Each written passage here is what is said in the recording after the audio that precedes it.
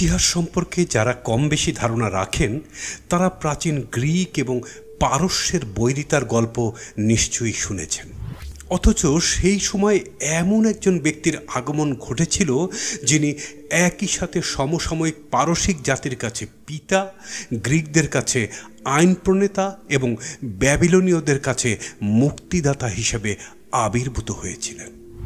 তিনি ছিলেন একমাত্র অ-ইহুদি যাকে ইহুদি ধর্মবিশ্বাস মোশায়ার আসনে অধিষ্ঠিত করেছিল। মুসলিম তফসিরকারদের কেউ কেউ কোরআনে বর্ণিত জুলকারনাইন হিসাবে উপস্থাপন করতে চেয়েছেন তাকে। বিশ্ববিজেতা আলেকজান্ডার, জুলিয়াস সিজার এবং লরেন্স অফ অ্যারাবিয়া তার থেকে নিয়েছেন অনুপ্রেরণা। Thomas Jefferson, David Ben Gurion কিংবা রেজা শাহ পাহলবিদের মতো অনেকের জন্যই আদর্শ ছিলেন তিনি।